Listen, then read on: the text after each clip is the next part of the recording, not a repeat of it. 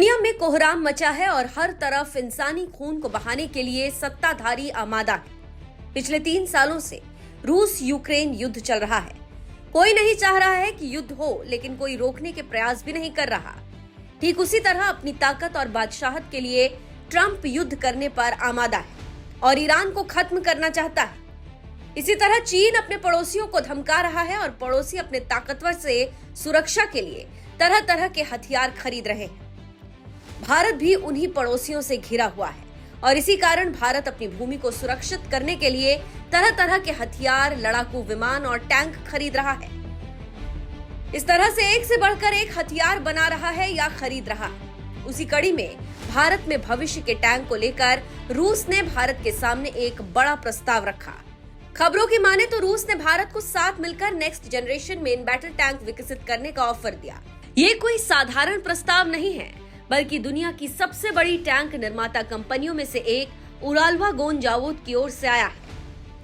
ये वही कंपनी है जिसने T-72, T-90 और दुनिया के सबसे आधुनिक टैंकों में गिने जाने वाले T-14 आर्माटा का निर्माण किया है। कंपनी के सीईओ अलेक्जेंडर पोटापोव की माने तो रूस भारत के साथ मिलकर भविष्य का टैंक बनाने के लिए तैयार है। उनका कहना है कि दुनिया बदल रही है, युद्ध बदल रहे हैं और अब नई पीढ़ी के बख्तरबंद प्लेटफॉर्म की जरूरत है। रूस जानता है कि भारत का रक्षा मंत्रालय भी भविष्य के युद्धों के लिए नई तकनीकों पर काम कर रहा है।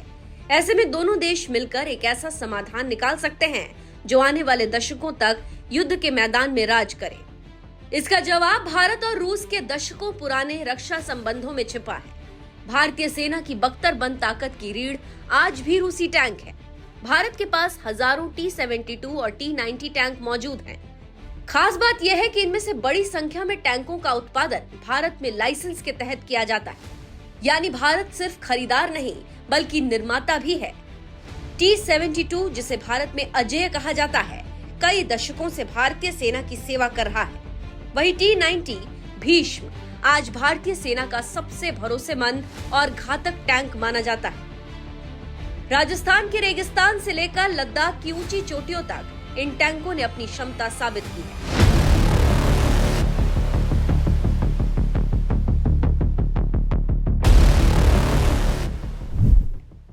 जानकारी देते चले कि रूस यूक्रेन युद्ध ने दुनिया को दिखा दिया कि सिर्फ भारी कवच और बड़ी तोपें ही जीत की गारंटी नहीं है। आज ड्रोन, एंटी टैंक मिसाइलें, आर्टिफिशियल इंटेलिजेंस और नेटवर्क आधारित युद्ध नई चुनौतियां बन चुके हैं। ऐसे में दुनिया की बड़ी सैन्य शक्तियां अगली पीढ़ी के टैंकों पर काम कर रही हैं। रूस ने इसी सोच के तहत T-14 आर्माटा विकसित किया था। ये टैंक पारंपरिक टैंकों से पूरी तरह अलग है। इसमें मानव रहित बुर्ज है, यानी टैंक की मुख्य तोप ऐसे टावर में लगी है जिसमें कोई सैनिक नहीं बैठता। पूरा क्रू एक सुरक्षित बख्तरबंद कैप्सूल में रहता है। इससे दुश्मन के हमले की स्थिति में सैनिकों की सुरक्षा काफी बढ़ जाती है।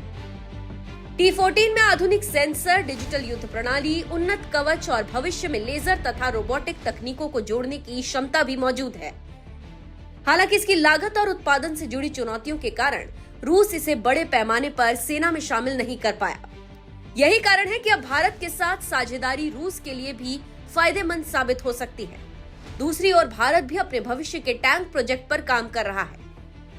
भारतीय सेना लंबे समय से फ्यूचर रेडी कॉम्बैट व्हीकल यानी FRCV कार्यक्रम को आगे बढ़ाने की कोशिश कर रही है। इसका उद्देश्य T-72 टैंकों की जगह एक पूरी तरह आधुनिक प्लेटफॉर्म तैयार करना है। ये टैंक सिर्फ एक लड़ाकू वाहन नहीं होगा, बल्कि एक मोबाइल युद्ध प्रणाली होगा।